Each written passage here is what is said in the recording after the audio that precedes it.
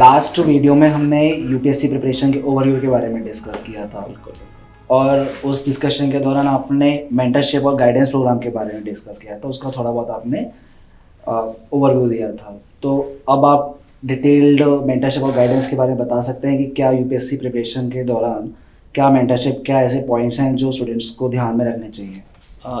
अभी अगर current pattern की बात करें, जैसे बहुत सारे बच्चे जो कहीं से कोचिंग से पढ़ाई करते हैं या फिर खुद से सेल्फ स्टडी भी करते हैं, तो उनको एक कांस्टेंट सपोर्ट कहीं से वो गाइडेंस लेते रहते हैं, है ना। ये बहुत बेसिक चीज़ है। चाहे आप किसी भी एग्ज़ाम की तैयारी करते हो, आपको गाइडेंस चाहिए होता है। आप टीचर से लेते हो या फिर आप कोई अपने सीनियर हैं उनसे आप गाइडेंस लेते हो। और गाइडेंस ऐसा नहीं है कि आप तैयारी स्टार्ट करने से पहले ही आपको सिर्फ गाइडेंस की जरूरत होती है। ये एक ऐसा जर्नी है जो थ्रू आउट द ईयर, पूरे प्रिपरेशन के दौरान आपको गाइडेंस चाहिए होगी। गाइडेंस सिर्फ इस बात की ज़रूरत नहीं होती कि आपको क्या पढ़ना है, कहाँ से पढ़ना है, बल्कि बहुत सारी चीज़ें कन्फ्यूजन बीच में हो जाता है स्टूडेंट्स को। तो हमारा जो मेंटरशिप प्रोग्राम जो हम लेके आना चाह रहे हैं, वो एक ऐसा प्रोग्राम होगा जिसमें पूरे प्रिपरेशन स्टार्टिंग से लेकर के एंड तक हर वीकली अभी जो हम करने वाले हैं, हर वीक हम उनको एक पर्टिकुलर टॉपिक पे डिस्कस करेंगे और उनके क्वेश्चंस को भी हम लोग आंसर करेंगे कि क्या इश्यूज हैं। और ये जो हमारा स्टेजेज होगा ना, ये जिस एग्जैक्टली कोई स्टार्टिंग से प्रिपरेशन स्टार्ट करता है, फिर नेक्स्ट वीक उनको वो जो भी पढ़ रहा होता है, क्या पढ़ रहा होता है ना, फिर उसके अगले वीक, तो इस पे एक सिस्टमैटिक ऑर्डर में ये बेस्ड होगा। और फ्यूचर में हम लोग इसमें जैसे कि सेमिनार्स हैं या वेबिनार्स हैं और मेंटरशिप प्रोग्राम है, काउंसलिंग्स हैं, इन सारे चीज़ों को भी इसमें ऐड करेंगे। सब जैसे आपने बताया कि mentorship program throughout the आपकी जो प्रिपरेशन है उसमें ज़रूरत है, तो मेजरली मेंटरशिप प्रोग्राम आपको या मेंटरशिप जो गाइडेंस है वो इसलिए ज़रूरी होती है कि सिलेबस इतना वास्ट है। बिल्कुल।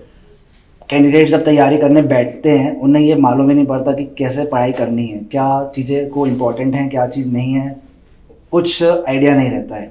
और उसके लिए बहुत सारे यूट्यूब ट्यूटोरियल्स भी देखते हैं, नेट पे भी सर्च करते हैं, बट एक फिक्स उन्हें आइडिया फिर भी नहीं लग पाता है। Exactly. तो प्रीलिम्स, मेरा क्वेश्चन लाइक प्रीलिम्स के लिए है प्रिसाइजली।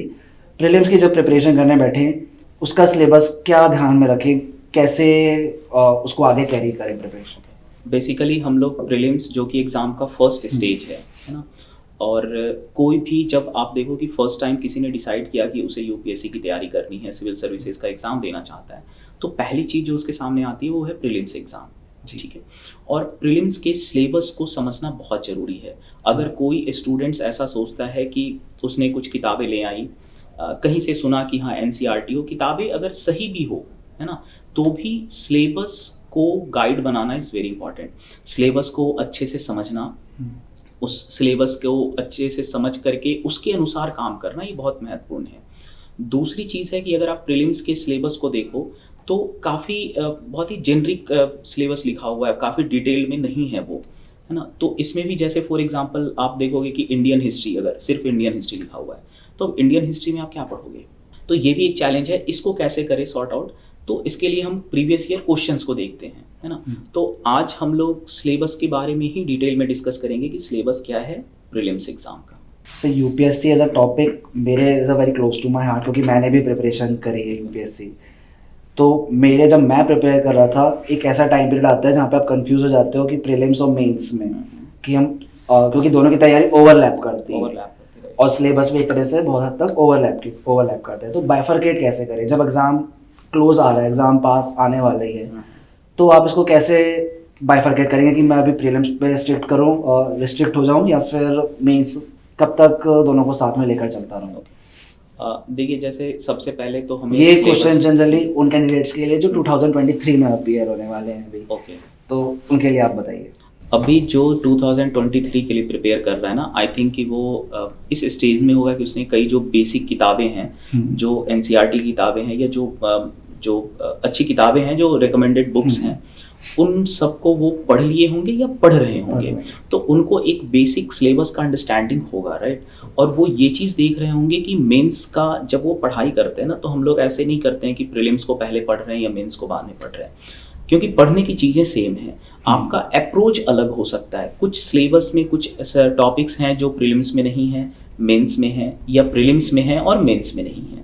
तो आप उन टॉपिक्स में कर सकते हैं कि चलो मेंस की टॉपिक है तो हम प्रीलिम्स की तैयारी के बाद उसको पढ़ें, है ना।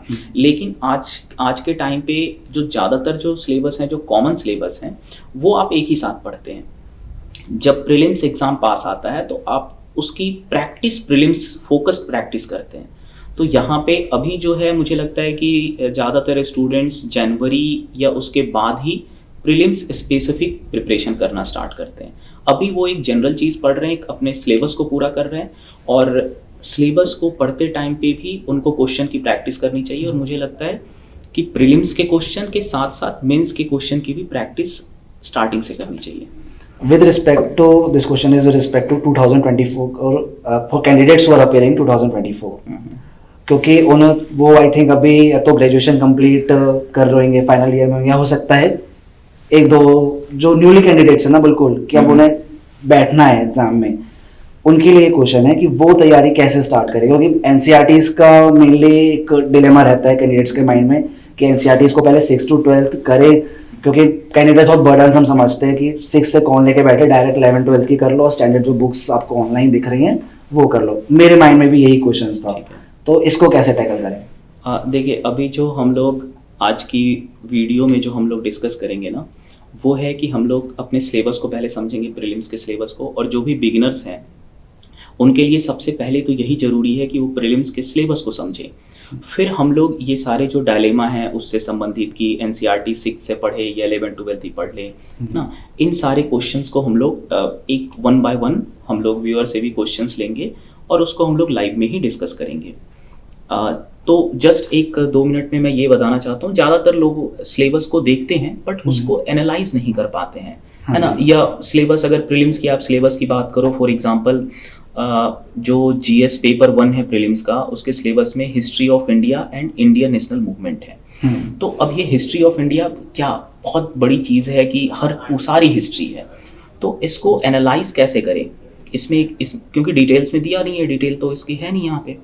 तो इसके लिए हम लोग क्वेश्चन को देखते हैं। तो जस्ट मैं जो भी टॉपिक्स हैं जो सिलेबस में हैं उसको 1 by 1 उन सारे सिलेबस को मैं एक बार बताना चाहूँगा। जैसे कि जो फर्स्ट पॉइंट है हमारा, प्रीलिम्स में 2 पेपर हैं, पेपर 1 और पेपर 2। पेपर 1 जो है वो हमारा मोस्टली जनरल स्टडीज से संबंधित है, और पेपर 2 सीसैट है जिसमें एप्टीट्यूड है, लैंग्वेज टेस्ट है। तो पेपर 1 की अगर बात करें तो पेपर 1 में करंट अफेयर है नेशनल और इंटरनेशनल इम्पोर्टेंस का, है ना। कोई भी ऐसा करंट अफेयर जो नेशनल और इंटरनेशनल इम्पोर्टेंस का हो।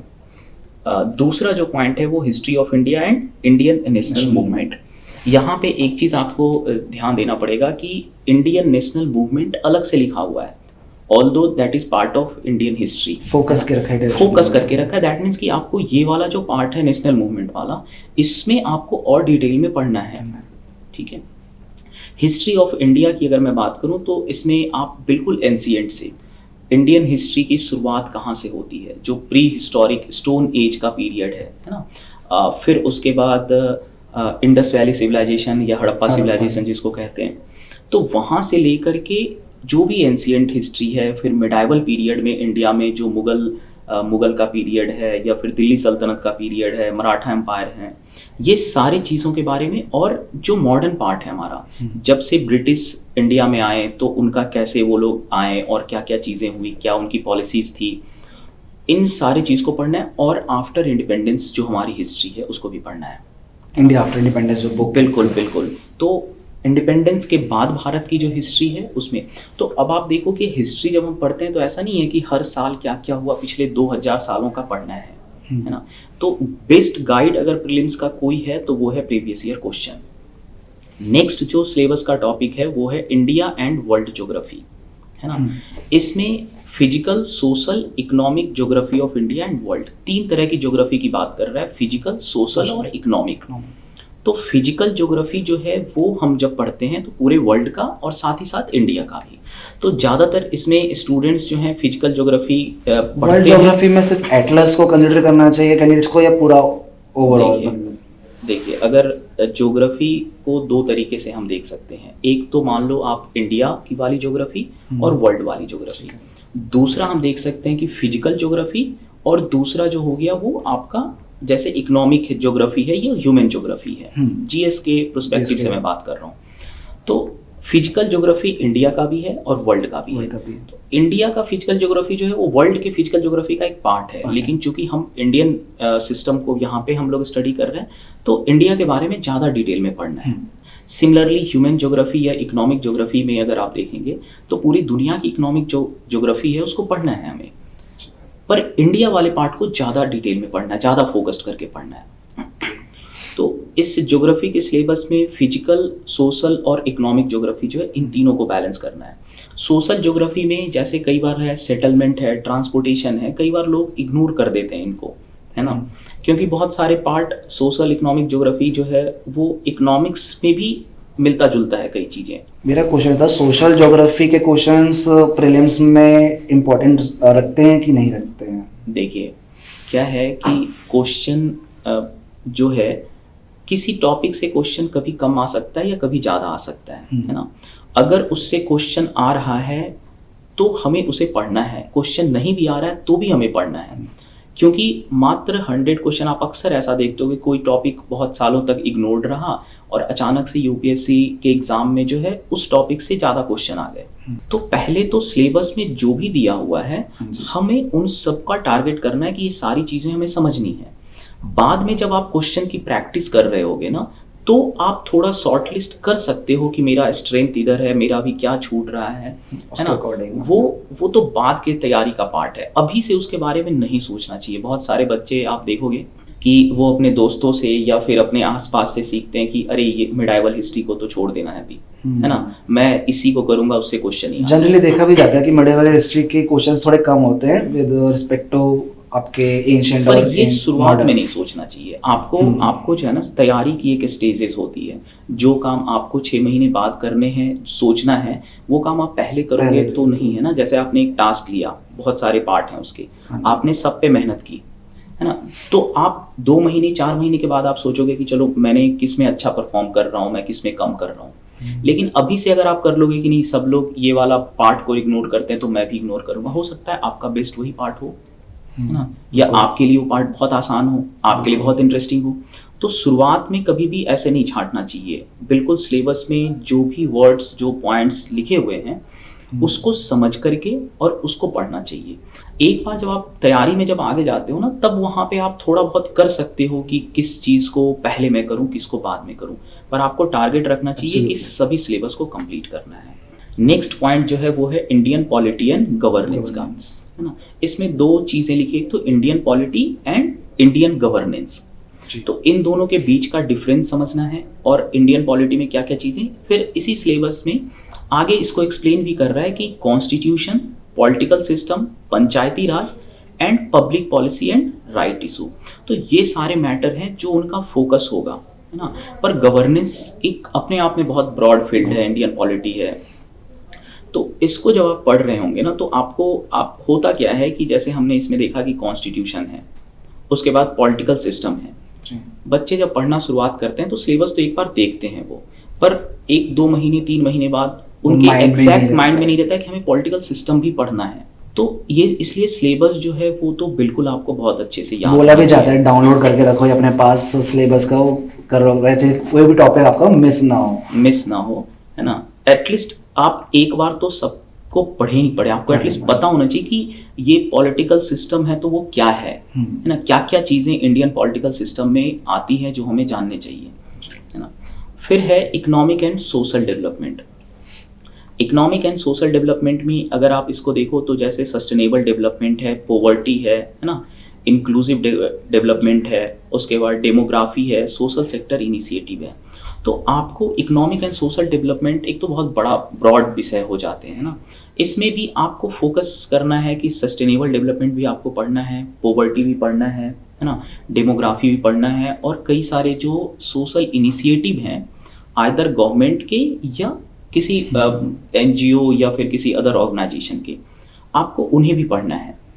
सस्टेनेबल डेवलपमेंट इम्पोर्टेंट भी इसलिए हो जाता है क्योंकि देख रहे हैं एनवायरमेंटल पॉल्यूशन वगैरह की वजह से, और यूएन वगैरह की गाइडलाइंस भी खूब आ चुकी हैं, बिल्कुल बिल्कुल। तो इसलिए वो इम्पोर्टेंट भी बहुत हो जाता है। इम्पॉर्टेंट बहुत हो जाता है, और ये तो बहुत ज़रूरी है कि जो ये पूरे सिलेबस है अगर आप सही से समझेंगे तो बहुत कुछ है इसमें, है ना। आपने कुछ पैटर्न देखा है लास्ट 5 ईयर्स के प्रीलिम्स क्वेश्चंस में कि मुझे इनसे पूछा हाँ, गया है? बिल्कुल। तो मैं इसमें एग्जैक्ट टॉपिक बाय टॉपिक करना तो मुश्किल है क्योंकि बहुत सारे टॉपिक हैं, बट हाँ हम लोग सब्जेक्ट के बारे में एनालाइज कर सकते हैं कि कितने क्वेश्चन पूछे जा रहे हैं।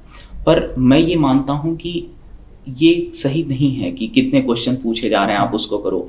जैसे इन्वायरमेंट के क्वेश्चन कभी ज़्यादा आ गए, है ना। कैंडिडेट्स में क्यूरियोसिटी लेकिन रहती है, रहती है वो इस बिल्कुल चीज को रहती है। प्रेफर करते हैं कि वो देख ले कि क्या चीज आ रही है, फिर हिसाब से अपनी तैयारी, because they want to make their things easy, तो इसलिए वो बार बार वो देखते हाँ, हैं। ये आप कर सकते हैं कि जिस सब्जेक्ट से या जिस टॉपिक से ज़्यादा क्वेश्चन आ रहा है आप उसको पहले पढ़ लें, है ना।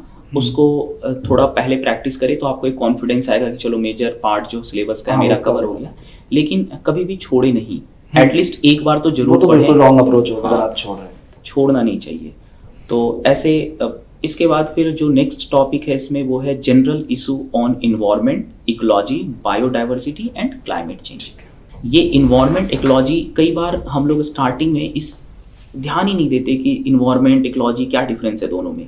ठीक है, बायोडाइवर्सिटी के बारे में हमें स्पेशली पढ़ना है, क्लाइमेट चेंज के बारे में पढ़ना है ना। तो ये सारी चीज़ें जो है लोग इन्वायरमेंट बोलते हैं कि इन्वायरमेंट करके इन्वायरमेंट पढ़ा, और इन्वायरमेंट से संबंधित जो फोकस्ड किया हुआ है सिलेबस में वो भी आपको बिल्कुल अच्छे से ध्यान रखना चाहिए, है ना।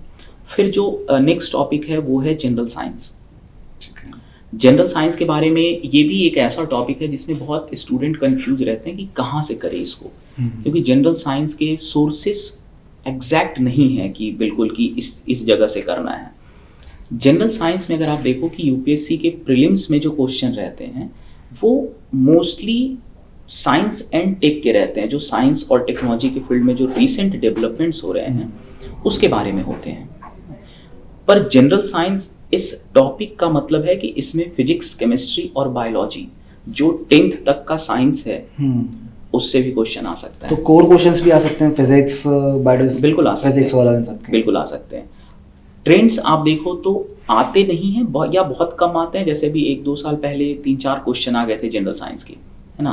तो लेकिन आपको एक बेसिक ऐसा तो है ना, आप ये सिविल सर्विसेज की तैयारी करने आ रहे हो, 10th तक तो साइंस पढ़े ही हो, बस भूल कर जाते हैं। तो यूपीएससी में आप जब एक सिविल सर्वेंट बनना चाह रहे हैं तो आपकी जो एकेडमिक्स जो भी आपने काम किया वो आप बहुत अच्छे से कर रहा होना चाहिए।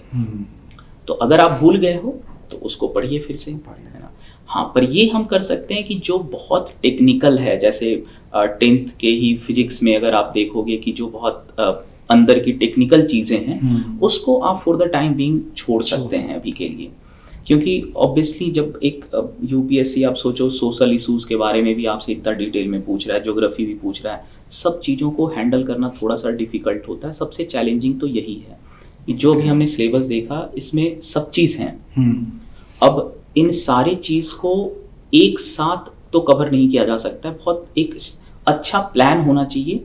इस प्लान में आपकी कई बार फॉल्ट भी आएंगी, आप छूट जाएगा, कुछ लेट चल रहा होगा, और इसी के लिए तो हमारा मेंटरशिप है जहाँ पे हम वीकली जो है आपको एक सिस्टम बना के देंगे कि आपको इसको करना है, फिर नेक्स्ट वीक इसको करना है, ठीक है। इस पूरे तैयारी के दौरान एक चीज़ बड़ा ध्यान रखना चाहिए कि सोर्स जो है वो लिमिटेड हो और फिक्स्ड हो। बिल्कुल। अगर आप एक न्यूज़पेपर आप पढ़ रहे हो तो आप एक न्यूज़पेपर कंटिन्यूअसली पढ़ना है और उसी न्यूज़पेपर को पढ़ना है।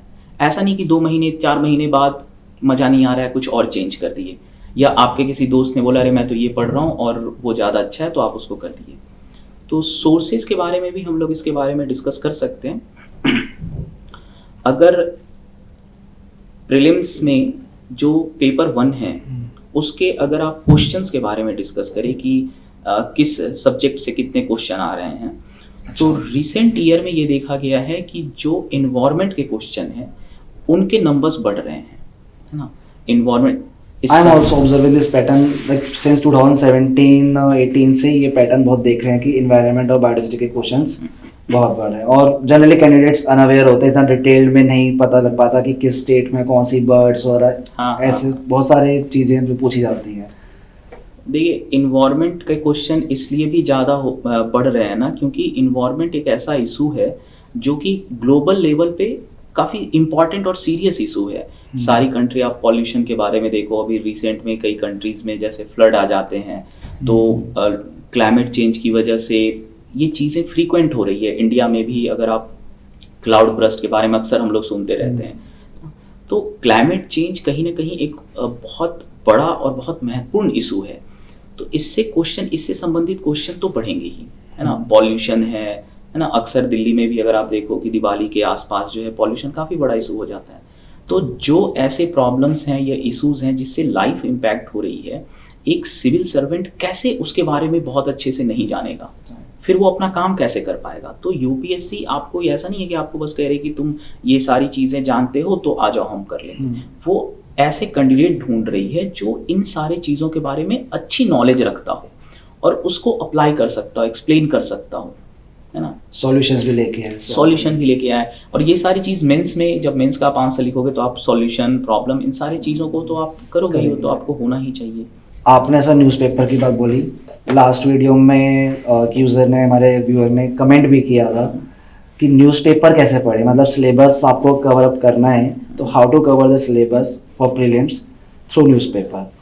क्योंकि यूट्यूब वगैरह पे बहुत सारे एनालिसिस वीडियोज़ वगैरह मिल जाते हैं, तो कैंडिडेट सोचते हैं कि चलो ठीक है 20 मिनट की वीडियो देख ली, 30 मिनट की वीडियो देख ली और न्यूज़पेपर को स्किप कर देते हैं। तो आपको क्या लगता है कि ये अप्रोच सही है? नहीं, बिल्कुल नहीं। जब तैयारी हम स्टार्ट करते हैं ना, तो दो चीज़ें हैं जो कि सबसे पहले लोग सोचते हैं कि एक तो न्यूज़पेपर पढ़ना स्टार्ट करते हैं। आप बहुत सारे ऐसे स्टूडेंट को देखेंगे जो कॉलेज में पढ़ाई कर रहे हैं, अभी उन्होंने सब्जेक्ट्स पढ़ना स्टार्ट नहीं किया, बट वो न्यूज़पेपर स्टार्ट कर देते हैं।